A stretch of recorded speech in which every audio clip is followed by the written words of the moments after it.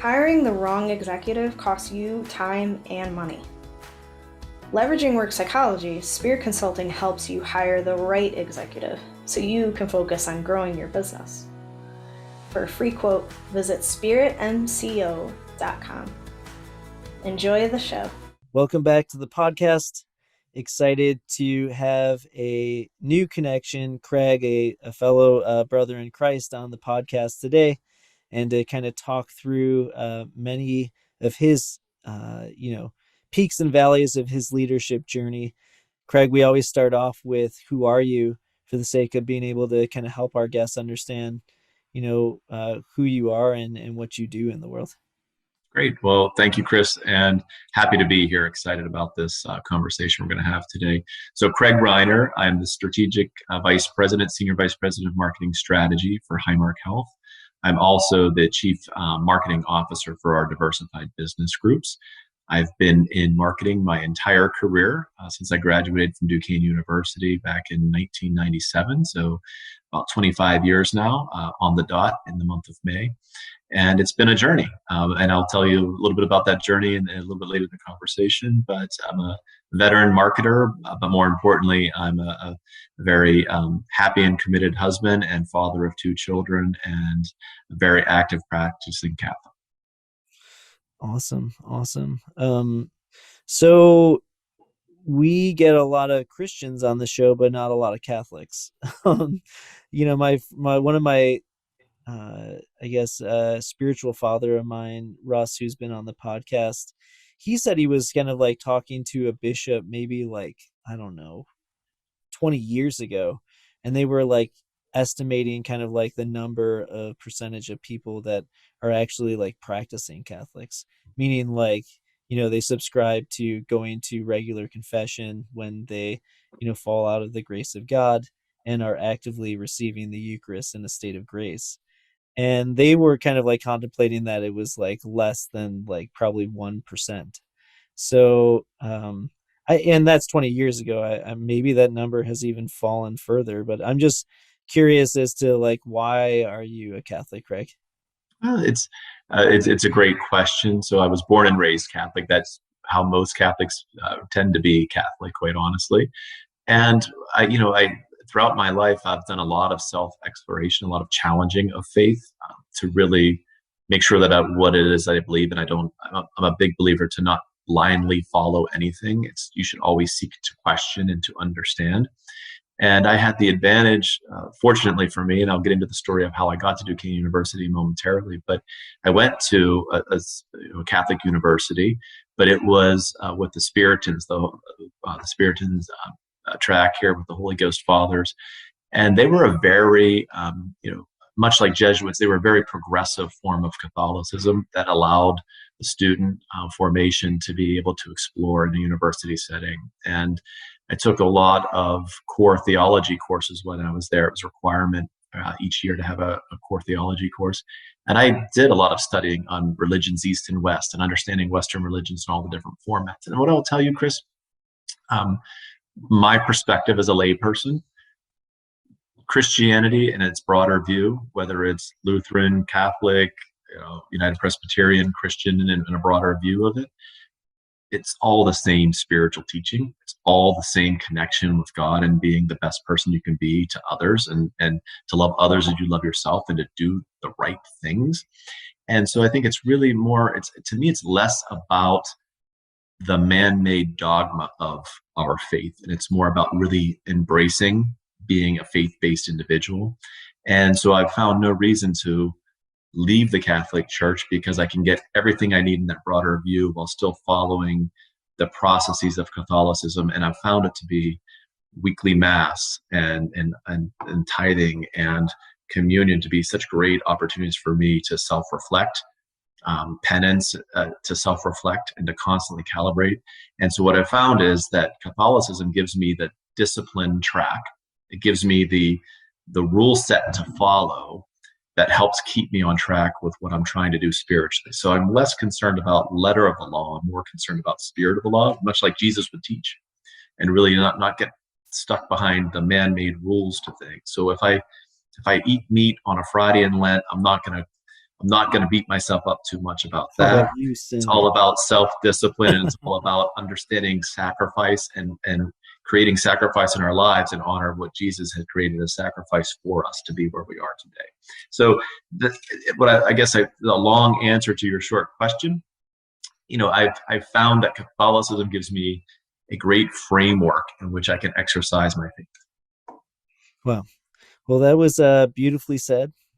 And I don't really get to talk a lot about this because, in essence, like I said, 90% of our show hosts are 90% of the people that are guests on the podcast are like non-denominational for whatever reason. Just like I said, I think ultimately probably just because the number of us that are practicing Catholics are maybe not out there. And so then if we're pursuing them, we're just pursuing people due to their relationship with Christ and through God, that just ultimately just falls into kind of where we are as a society. But, for me, that journey really started through like experiencing the presence of God through the Eucharist while in adoration, and two of my friends, like, praising and worshiping God through praise and worship music, and just like weeping my eyes out in front of the Eucharist and recognizing that, Jesus is truly presently there in body, blood, soul, and divinity in the Eucharist. And when that happened, like recognizing that, where am I going to go at this point? Because, like this is truly Jesus. And so, yeah, I think the other cool thing is like I have through ministry, whether that be like deliverance or prophetic ministry or our School of Supernatural Ministry, the Anointed Life, which is a Catholic ministry, like we encounter and work with so many different like brothers and sisters in Christ that are of different denominations. And we kind of see that commonality of like just that personal relationship, just pursuing all in for Christ. Um, and and yet I think it's beautiful that we can have that commonality and that common respect for one another. And it also opens the doorway to kind of talk about really that is a supernatural faith of believing that Christ died for our sins, but in essence he also gave us the Eucharist to eat his flesh and drink his blood through that, which was something that was a very hard teaching for his disciples, and that many of them walked away from him on that point specifically. um, and so, yeah, I just give you kudos for being able to maintain holding the line because, I think with the numbers, looking at like all these mega churches that are, popping up, it's really easy to be able to, maybe see some of the ways that they, if I'm being honest, I mean, I think the Catholic Church really struggles with community. We really struggle with being able to manage our crises and communicate, which as a marketer, I'm sure you see a lot of that, and just, slapping your head of just like, what are we doing here? But nonetheless, it's not about other people and us. It's about, a relationship with God through Christ and pursuing him. And so, yeah, I just commend you for that. And thank you as well for being able to connect today. So, can you tell us a little bit more? So you kind of gave us a little bit of your faith journey. Can you speak to your own leadership journey and how you got to the position that you're in today? Absolutely. And but probably part of it is giving it up to God, quite honestly, and allowing my connection to guide me in all of these key forks in the road that I've made throughout my career and throughout my career journey. Let's start with just how I even got to Duquesne University to begin with. So obviously had grown up Catholic, had gone to a Catholic grade school, public high school, but I didn't seek out Duquesne because it was a Catholic university. I sought it out for a very superficial reason, quite honestly, initially. And maybe in hindsight, it all comes back full circle that I should have been a marketer, even though I didn't know that I was going to be a marketer at that point in time in my life. But at that point in time, mid 90s, a lot of colleges would come to local high schools and do recruitment fairs.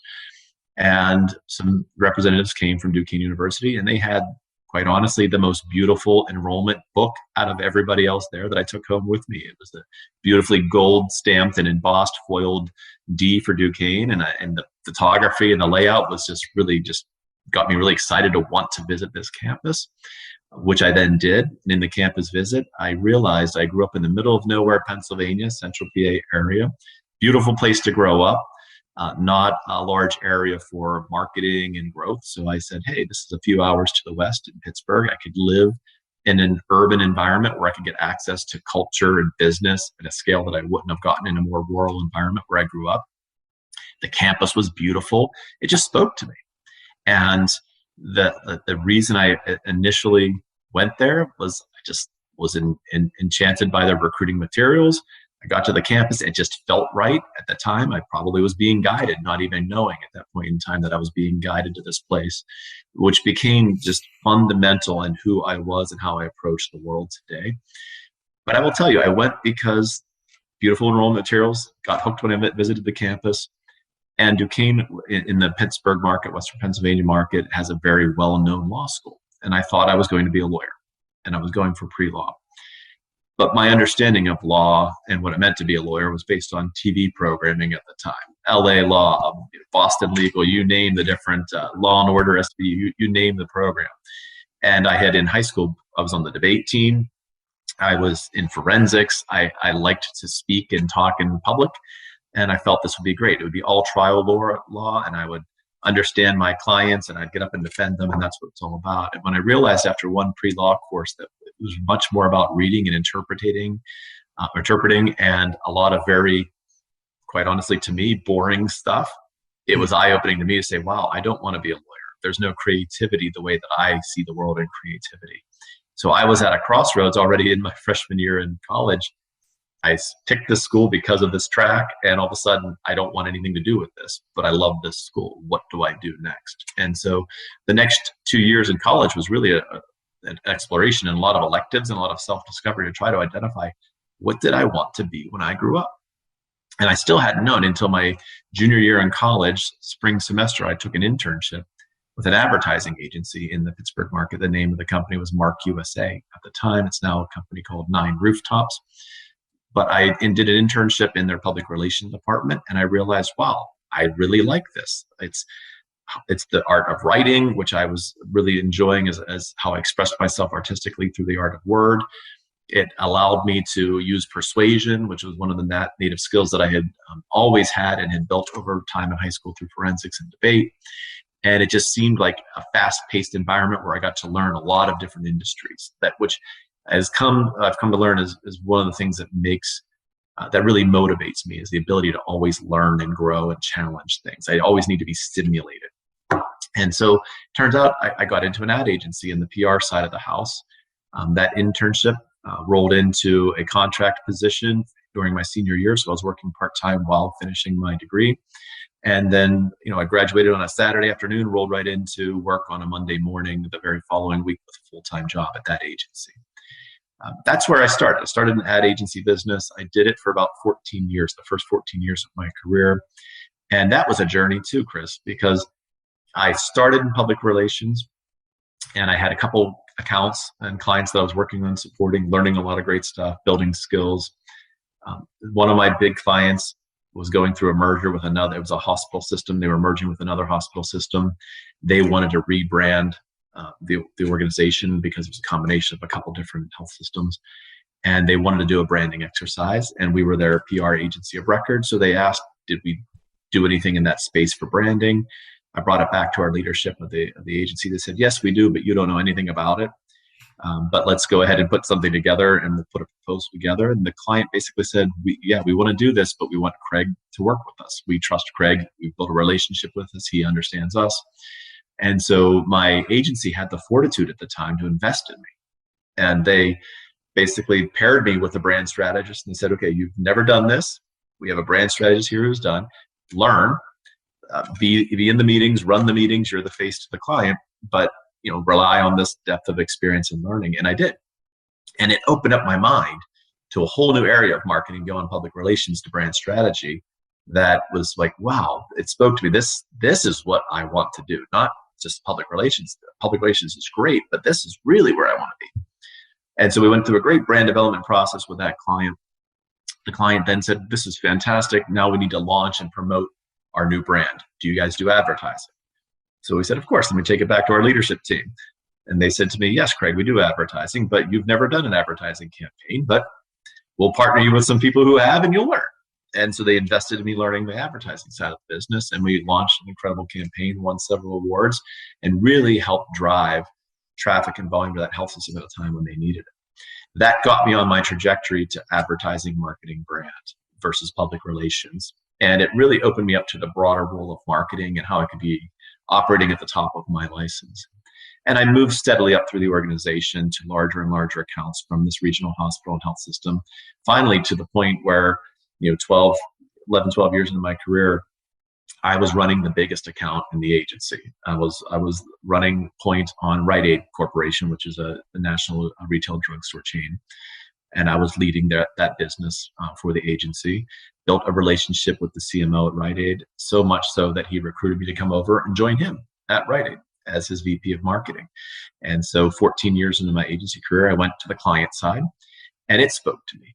It spoke to me because as an ad agency partner, you're always consulting, adding value, trying to deliver on programs, campaigns, and other marketing solutions that'll help solve your client's business problems, but you never really own the solution because you're serving it up, you're hoping they take it, you're hoping they execute it, then they have to deliver it. And even though I had a great relationship with my client at Rite Aid, I always felt like I was a stranger walking amongst the halls where I was part of the team, but I really wasn't. I never had that full investment in owning of driving the campaign all the way through the organization and feeling that the value of delivering that as a member of the team. And I was longing for that idea, like what makes it great marketing? How do we connect the dots to our store teams, to our customer service call center, and how do we really bring this marketing campaign to life in fullness?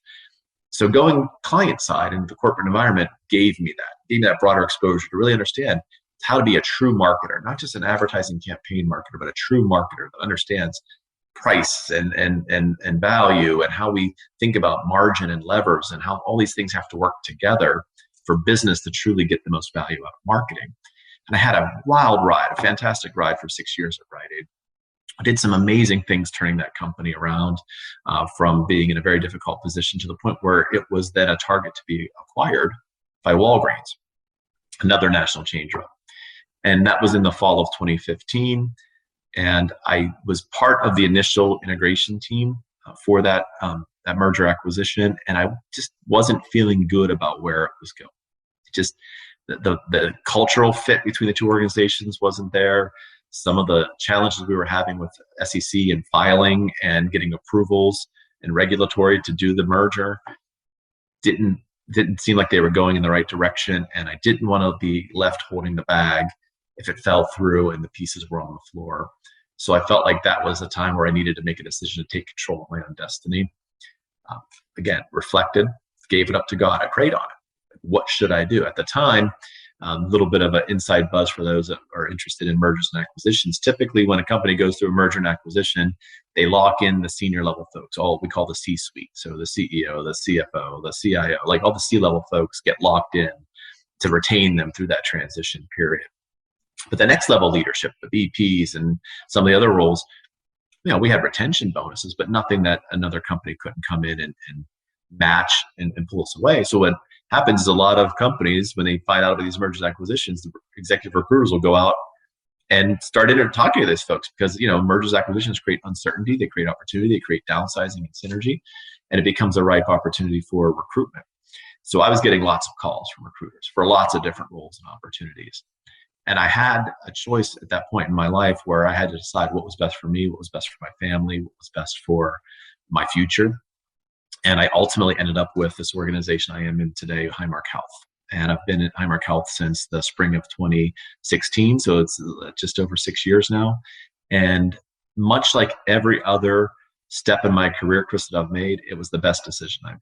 And it got me to round out to a purpose-driven organization, purpose-driven culture that's trying to do something that truly transform health for the people that we serve and trying to transform the healthcare industry. And what I've recognized is there's a tremendous amount of power, value, just self-fulfillment in working for a purpose-driven culture where I did a great job. I made a name for myself. I made a great career and a livelihood for my family. I gave my wife and my children many means when I was working in a for-profit sector. But going to nonprofit and being purpose-driven has opened up a different area of my fulfillment and my leadership and my just overall satisfaction with my role in the world, because I've gone nonprofit. Instead of upselling shampoo and conditioner and selling more razor blades, I'm trying to help people take that next best action to be healthier. And that means a lot more to me. So long answer to your short story, but it's been a journey. Yeah. So, well, thank you for sharing, first of all, and just kind of processing what you said. I'm just curious, thinking about people that are still kind of in the for-profit, haven't worked for a mission-based organization or, purpose-driven organization. Can you speak to some of the differences and how and what that means to you? Yeah, I absolutely can. So it's not a value judgment on one versus the other. I mean, commerce drives livelihood in many ways. But when I was working in the for-profit retail sector at Rite Aid, we were a publicly traded company. We had fiduciary responsibilities to create value for our shareholders. So you could say that our customers truly were who we were focusing on, delivering value for our customers and our pharmacy patients. You could say that, but at the end of the day, who do we really need to create value for? It was our shareholders, because if what we did didn't drive value for shareholders, the board of directors would weigh in, they would change the strategy, the leadership team could get turned over. I had to reconcile that. Who is it that you're truly serving? And I truly, truly believe if you take care of your customers, the rest takes care of itself. If you truly do something of value for those whom you serve, they will continue to support you. They will come in increasing levels of loyalty. They will spend, and you will win. It's easy to believe that, but it's hard to live that when on a quarterly basis you have to hit certain Wall Street earnings requirements. When you have monthly sales reporting that you have to do publicly to the organization, and people respond to the performance and the trajectory of your business. And so, yes, we had a wellness vision at Rite Aid at the time. They still do. And Rite Aid is still in business and trying to deliver on that. But as a publicly traded organization, you can set your North Star. But along the way, if your prescription counts are down or if your front end sales are off, you scramble. You have to react to that because you have to hit your numbers to Wall Street to be able to continue to drive earnings for your shareholders, or else they lose confidence in your direction. People lose their jobs, you bring in new executives, and everything changes again. And that was a big eye-opening to me when I moved to a purpose-driven company, nonprofit, not publicly traded, so shareholders aren't driving the decisions. We have a board of directors. We have a lot of discipline. And most nonprofit companies have similar levels of discipline as for-profit companies. But the nuance is when we set a strategy and a vision, and we have one, and a very important one at Highmark Health, when you set that, and we're aligned with our board, and we have a purpose-driven board as well. Our board of directors cares just as much about our ability to impact and improve health and wellness in our communities as they do about our financial stability. But when you have alignment from the top of your organization, board to executive leadership, all the way down through the organization in a nonprofit, and you set the course as to where you're trying to go in terms of driving value and improving health and wellness, if the business goes a little bit sideways, or if you don't, if your margins get a little bit lower for a period of time, or if your enrollment numbers change or your patient volumes go up or down, you can weather the storm because you're not worried about short-term, publicly available to the street decisions that have to be made, because you're investing in a longer term strategy. You're focused on the end game. And so our CEO, David Holmberg, will say, strategy is a series of S curves. We never deviate from our end destination in our long-term strategy, but we do recognize that we're in a highly regulated industry, lots of different dynamic forces, competitive, regulatory, customer, just overall technology advancements, et cetera. We will have turns that we will make on that road. It'll be a windy road, but we never give up and we never deviate from the strategy. And it's that purpose that keeps our North Star in line. And that to me is the biggest difference. Yes, we manage ourselves with strong fiduciary responsibility, because at the end of the day, we have to make a responsible amount of margin to be able to sustain our business, to be able to maintain our reserves, to be able to invest in the solutions that we know are needed in the organization or that are needed in the communities that we serve. So we manage ourselves in a very disciplined fiduciary manner, but we don't deviate from the long vision of what we're trying to do to create and improve health because of short-term gains or losses. Have you been feeling unfulfilled? You want to be happy, but just continue to struggle. One of the best ways to experience joy is by caring for the homeless. A charity I've grown to love, River of Light, food rescues 1 million meals per year for the needy in Chicago. Imagine how that makes you feel, knowing that you're helping feed children and veterans. To make a tax-deductible donation, visit riveroflightchicago.org. Again, riveroflightchicago.org. No one should go to bed hungry. Yeah, so that's wildly helpful, and also appreciate an insider, having worked in both of those industries, to be able to speak on that and share through the differences to, kind of guide those that are contemplating, working on either side of the fence. If you're in a mission-driven organization looking for a publicly shared organization, understanding the differences there, and or also kind of vice versa, if you have been on the for-profit side contemplating, the nonprofit organization, and, just being able to be eyes wide open about what that's going to look like. So thank you for that, Craig. And so, now that you've kind of found yourself on this journey, can you maybe speak to some of the leadership deficiencies that you had, or some of the vices that you had to overcome in order to be the leader that you are today? Absolutely, Chris. First of all, let me just say, I am a work in progress. We are all works in progress. So I am like clay being molded. I still am far from a perfect version of myself. And I think that's part of my spiritual journey, is constantly improving and constantly getting better as an individual, as a leader, and balancing that with being better as a father and as a husband and as a son. And it's a constant battle of calibrating all of those things. But I will tell you that some of the vices I've had to overcome, there are a couple that are all correlated. And it really starts from early in my career to where I am now and the journey that I've been on. So the first one is arrogance. I have always exhibited self-confidence. At least that's how I interpreted it. To others, it was interpreted as arrogance. And I've always had lots of great ideas. I've never been shy about sharing those ideas. I have a natural energy about me, and that early in my career served me well in some aspects, but it burned me in others. And I will never forget, very early in my career, I was in my first role at the agency that I'd mentioned earlier on the call, Mark USA, and I was going into my very first professional annual review. And I had started as an assistant account executive, which is the most entry level you can have in an account management at an agency. I felt like I was ready to be promoted to account executive, which is the next level review. And I was going into that performance review expecting to be promoted. And I came out with my tail between my legs. And what I mean by that is, my boss, and she turned into one of my mentors, Marilyn Kale, still keep in touch with her. She had to have a very frank conversation with me. And she basically, the word she used is, you have to stop being a hot dog. And then she started to unpack what that meant. And it was a big gut punch to me as an individual. And she basically said that I was exhibiting such high arrogance that nobody around me in my peer set enjoyed working with me, because I was always one-upping them. I was always trying to be the best at everything. I was always out for myself. I wasn't a team player.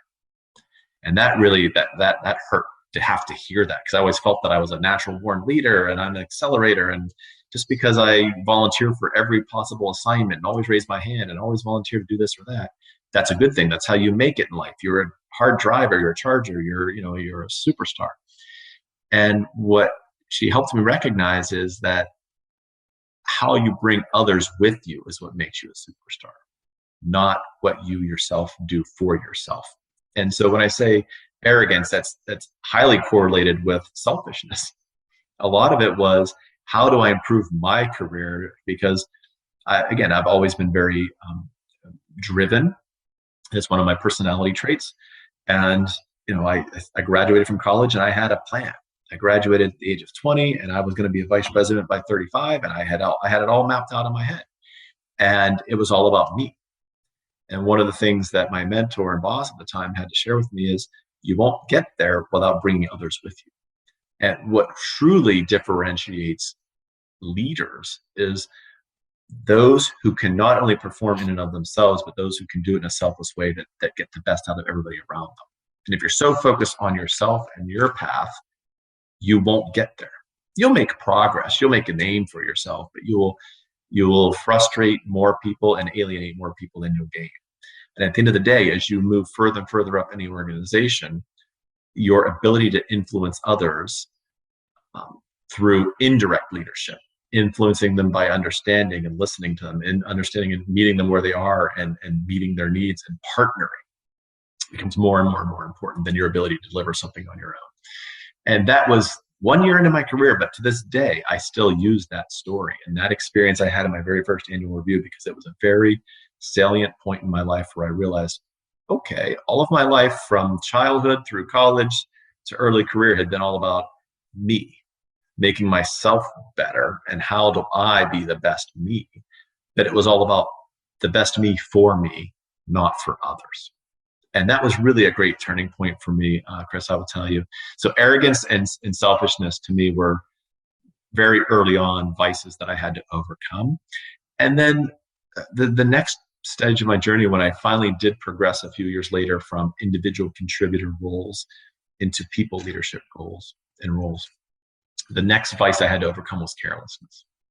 And I will tell you, I thought what it meant to be a good leader was to tell people what they wanted to hear, to get them to do my bidding, to get them to mold them into delivering on what I needed from them. And what I learned very early on is servant leadership is the right way to lead. It's not about what you can get others to do for you. It's what you can do for them to bring out the best in themselves so they naturally do great work on your behalf. Very, very different. And I had some very hard lessons in my first years of being a people leader where I found and I did damage because I was very careless in how I was doing that leadership. I was hearing them, but I wasn't listening. I was placating. I was basically delivering, if you're familiar with Kim Scott's book, Radical Candor, one of my favorite self-help books for people leadership. If anybody out there hasn't read it, I highly recommend you do. But there is, if she takes a 4-box on the way you think about people management and engagement, the bottom left quadrant is called manipulative insincerity. And that's what I was delivering. I was hearing them. I was placating my people. I was saying the right things to them, but I wasn't changing any of my behaviors as a result. I wasn't doing anything different. I was basically listening to them to be able to turn around what they needed to what I wanted. And that was very ruinous in terms of my initial relationships and my ability to manage. And it was something that I had to very quickly overcome to get to the leadership role I'm in today. Awesome. Well, thank you for your candor there of being able to just kind of walk through 2 of the challenges that you've seen in your own leadership journey and growth there. Curious, for those listening, just thinking about, I guess, both of those vices, really, what would you say to people listening that you just maybe kind of open their eyes to maybe some of the struggles that they're having and how one could start walking themselves out of either of those, whether that be, having pride and arrogance or carelessness? Yeah, what I would say, Chris, is a couple things. Number one, I recognized that those vices were going to hold me back from getting to the next level of leadership. So if I truly wanted to be an executive leader, if I truly wanted to be an increasingly more influential leader of more people, that I had to truly understand what it takes to get the best out of people. And I benefited throughout my career from tremendous mentorship, people who I sought out to learn from. And a piece of advice for everybody is treat everybody that you work with or work for as a mentor, even if you don't like that individual, even if that individual drives you crazy. And I've had some bosses in my career that didn't get along incredibly well with. But everybody that I worked for, I learned from. And I learned one of two things: elements of their leadership style that I wanted to adopt into my personal style because of how it inspired or motivated me as an individual, or elements of their leadership style that I absolutely railed against and said, I will never let that be part of what I do. And you can learn from everybody that you work for and shape your own personal style based on things that you've experienced that didn't feel good and that were demotivating, and say, I will never be like that. I will never be that hypocrite. And then embracing the things that you do. And that's how you shape your own personal style. And there's no one way to be a great leader. There's so many great leaders out there in business. They all have different styles that they've created as their own leadership DNA. But I will tell you, there are a couple things that are consistent across all great leaders. One is their ability to get the best out of their teams. And how you get the best out of your teams is by understanding and building trusting relationships with your team, actively listening to their needs. Not just manipulative insincerity, but true active listening. That's one of the most important skills a leader can have. The next is compassion, not empathy. And what I mean by that is empathy is easy. As human beings, we all can empathize with others. But empathy is a very passive trait. It's a very passive ability. Compassion is being able to have empathy and listen, but to be able to balance that with objective needs and how you balance through it. Because if you lead with empathy, you could find yourself having ruinous empathy. And what I mean by that is you find yourself empathizing with someone so much that you can't help them solve it, or you tend to side with their view of the problem, and you don't help to open their mind to the other points of view of the problem, or the fact that they in and of themselves might be part of the problem in their behaviors. Compassion takes that active listening, but puts a more actionable bent around it, and more objective approach to, okay, I do have compassion for what you are experiencing, but I also need you to understand what this other person is experiencing and what this other person is experiencing. And let's look at this in a bigger picture view together. That's the difference between empathy and compassion, because great leaders get large groups of people to align, to agree to an approach, and to do their best work together, even if they don't like each other. They find ways to work together because they respect each other. They create psychological safety. They create cultures where everybody can be their best, and you recognize and you value the skills and the talents and the experiences and the diversity of thought that each individual brings to the table, and you understand how to pull that out and mix everybody together in a way that works towards the greater good, the greater common good for the team and the function, the department, the organization. You can see how that just magnifies over time. So I would say would be some of my advice for how to overcome the vices. Seek out mentors. Take active listening. Like, ask for feedback. Feedback is a gift. You may not like that gift, right? The feedback you get may not feel good. I did not enjoy the feedback I got at my 1 year review. But all feedback is a gift, because someone has taken the time to tell you how they feel. You now have knowledge. You now understand how someone else feels about your performance and your interaction, and you now have data that you can then use to do something about it. Now, what you do with that gift, do you return the gift? Do you pay it forward? Do you truly consume that gift in a way that can make an effect change? That's really up to you as an individual. But that ability to solicit feedback, to internalize that feedback and to hear it, to seek out mentors who are willing to be radically candid with you and give you that feedback for your best interest, is invaluable in terms of your journey to lead. And then use that to channel in reciprocity as well. So, well, thank you for that, Craig. We like to do our dives on vices, but also want to touch upon virtue too. You've spoken about empathy versus compassion. Are there other virtues that you feel like you've been naturally gifted in that you can maybe speak on and inspire us to lead in that way? Yeah, Chris, I thought a lot about this coming to our podcast today, because I'm going to going to give you two answers. Some of my virtues are actually vices that I've converted into virtues. In that journey, I've flipped it on its head. I've taken that feedback I've learned and I've gotten better. And that's much like the journey Jesus was on, right? Think about it, converting people to think differently, to take their challenges and make them opportunities. And so I would say it's two virtues that have been extremely powerful for me that were once vices are humility and charity. And what I mean by that is I went from arrogance to now humility. I still have self-confidence. I still very much believe in what I'm doing, but I do it in a way that I bring others along with me and that I prop my team up with me. And the confidence I have is I am confident that I know how to get the most out of somebody else, and I know how to prop them up and to give them what they need to be themselves and their best. And I put them forward. And I celebrate being in the background now because I put my team forward above myself, and my team responds to that. And they get the value they need. They see the self-worth. I get the joy and satisfaction of knowing that I prepared them to be that. And it's tremendous. There's, a lot of people say they enjoy giving gifts more than receiving. That's what it feels like to be a good leader, is to enjoy giving gifts to your team. And what I mean by charity, it's not just tangible gifts and recognition and rewards. I do a lot of that too. But the gift of time, the gift of feedback, the gift of coaching and psychological safety, and the gift of trust, and knowing that I have their best interest in mind and that they have that trust. And I will tell you, some of the best conversations I've had with some of my team members have been ones where we've just ripped off the Band-Aid. We've had radical candor. Their tears were shed, but because we were having true, honest, hard conversations about the things that were important.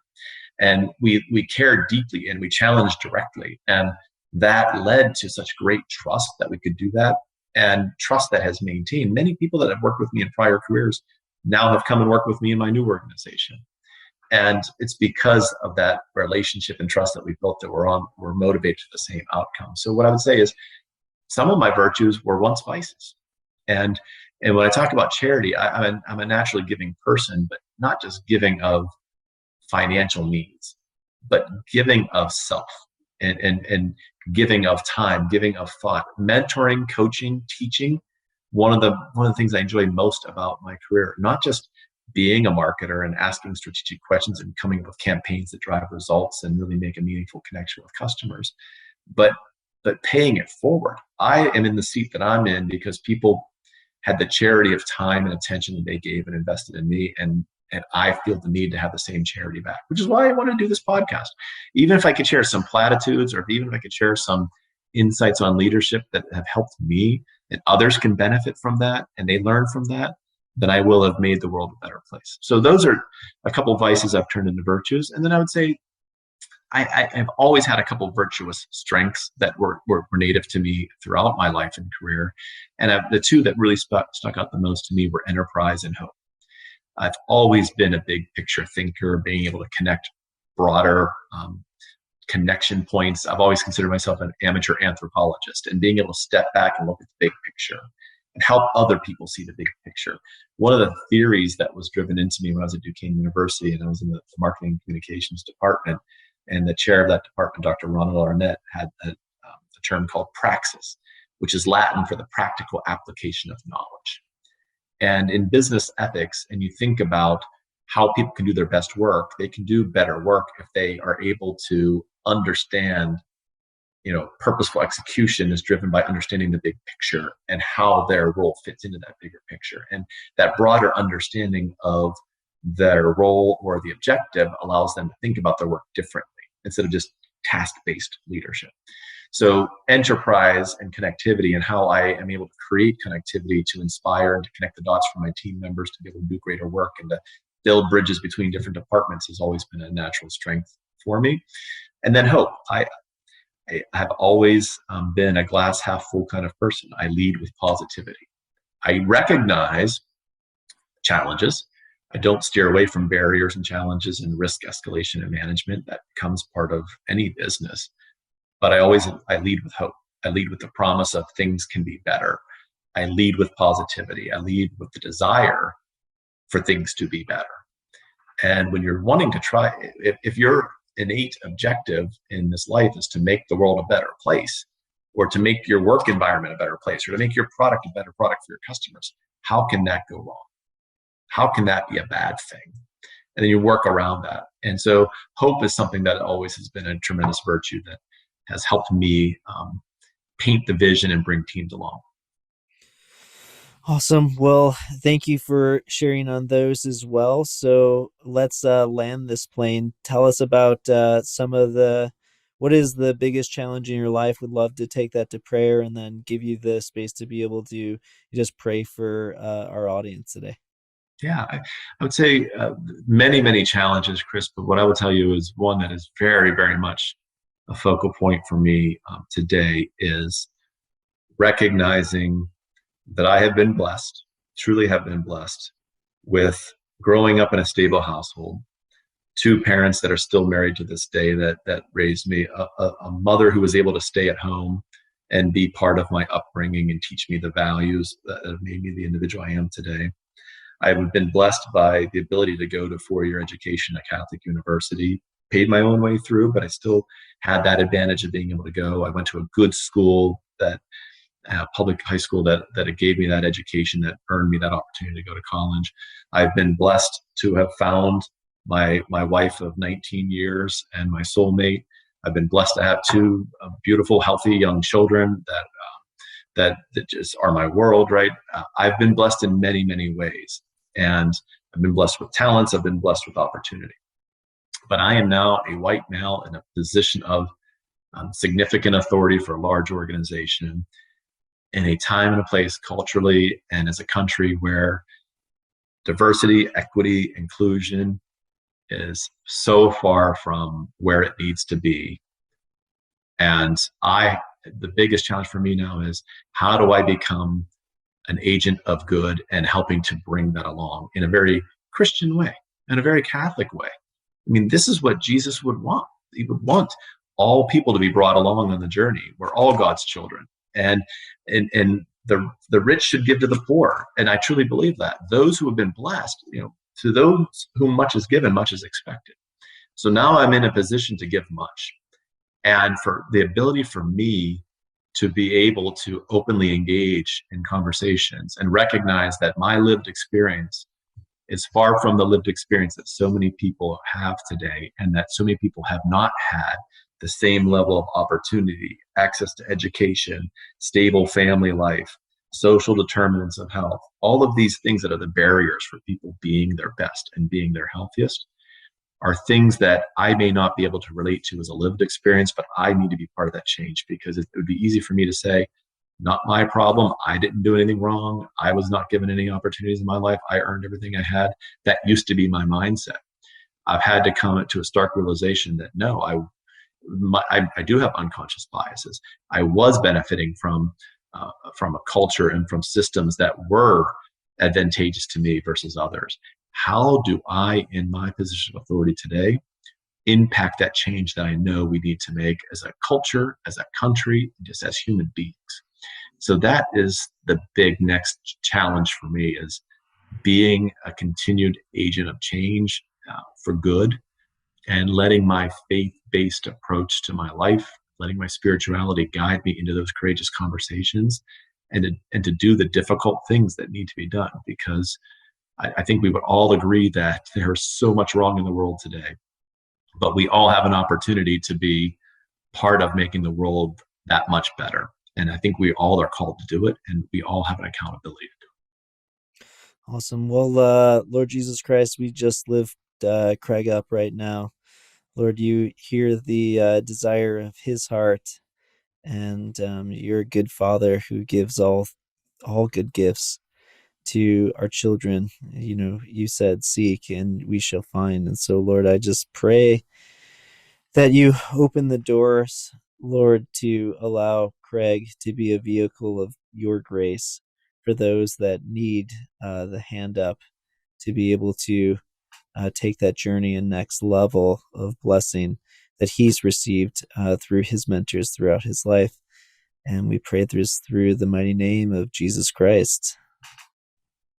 And dear Lord, please allow me to continue to recognize my vices, to have the humility to take those vices and to turn them into virtues. to constantly evolve, listen, and become the best version of myself so that I can be the best husband, father, brother, son, friend, community member, leader, teammate, the best person I can be. Because if I can be my best version of self, I can have impact on the world. I can have impact on the community. I can do your work, and I can make the world a better place in your name. Amen. Well, thank you for being with us on the Virtuous Heroes podcast, where we inspire virtuous leadership. Greg, look forward to continuing the dialogue, and many blessings to all y'all. And thank you. We're recording on Memorial Day, so just a big shout out and thank you to all veterans out there that have done amazing work to maintain our freedom. So blessings to you, Craig, and thanks again. Likewise, Chris, I really enjoyed our time together, and I look forward to talking further. Hey, Chris here. Hope you enjoyed this episode. To continue to grow in virtue, will you please subscribe to the Virtuous Heroes podcast on YouTube, Apple Podcasts, or Spotify? Or you could also visit us on the web at www.spiritmco.com. That would be tubular. Hope you have an awesome day.